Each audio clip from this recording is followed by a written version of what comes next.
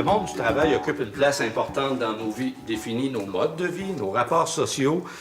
Et c'est bien certain que le Musée de la civilisation, dans ses collections, comme c'est une collection qui reflète tous les aspects de la vie, les aspects de notre société, est dépositaire d'une grande collection autour des métiers et professions. On voit quelques exemples sur la table ici, et c'est principalement à cet aspect qu'on va s'en tenir dans le cadre de cette émission, parce que, imaginez, on parle de plus de 13 000 objets, alors il faut tenter de resserrer autour des métiers traditionnels, je dirais les métiers fondateurs, les métiers qui vont être ici au début du pays et qu'on va retrouver pratiquement jusqu'au milieu du 20e siècle, comme les métiers du cuir, les métiers du bois, les métiers du fer, métiers du bois ici avec la menuiserie et le flottage du bois. Et c'est bien certain, il y a aussi tout le secteur des métiers du textile qui est très important. Alors, nous sommes présentement dans la réserve des multimatériaux. C'est ici qu'on retrouve une partie importante de la collection des métiers et professions, parce qu'on sait que l'outil comporte souvent plusieurs matériaux. Mais dans d'autres réserves, comme la réserve des métaux, on retrouve des machines-outils qui sont en fonte, qui sont principalement en métal et qui requièrent des conditions particulières.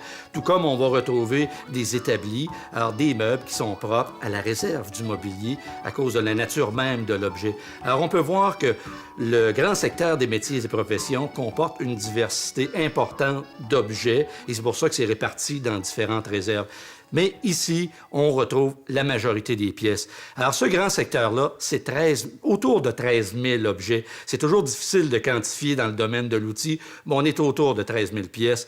Et principalement, ça couvre une réalité sur le plan historique qui va du 17e siècle au 20e siècle. Alors, on peut voir, c'est une large période, mais avec un noyau dur entre 1850 et 1930. 1850 qui correspond bien à la période d'industrialisation du Québec. Alors, on voit bien qu'il y a une accélération des métiers, des professions, de l'outillage. Alors, on comprend bien pourquoi il y a une concentration dans ces périodes.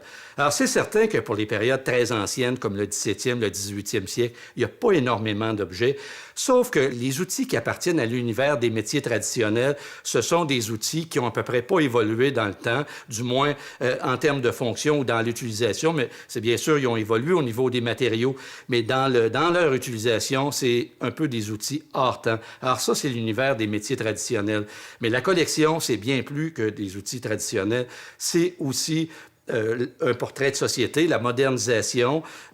Alors, on retrouve le domaine de la reliure. Il y a un fonds d'imprimerie qui est très, très important. C'est autour de 2 à 3 000 objets. Alors, imaginez un grand fonds d'imprimerie. Puis l'imprimerie, on sait, elle est née principalement ici au Québec. J'entends beaucoup avec le 19e et le 20e siècle. Alors, ce fonds-là témoigne d'une autre période. Il y a un salon de coiffure qui témoigne des métiers féminins, des objets qui appartiennent pour beaucoup au secteur secondaire, au secteur tertiaire. Alors, de la transformation ou du secteur des services. Alors, dans les métiers du 20e siècle, un secteur qui est bien représenté, c'est celui de la santé. Et d'ailleurs, on a acquis un cabinet de dentiste des années 1940 du docteur Pouliot qui pratiquait à Sainte-Croix-de-Lotbinière. Alors, imaginez, on a le cabinet au complet avec toute l'instrumentation. On a aussi un ensemble médical qui appartenait à un médecin de Montréal, alors qui servait à prendre des radiographies à l'époque. Alors, beaucoup d'objets qui témoignent de l'évolution des soins de santé ou des métiers qui sont reliés à la santé.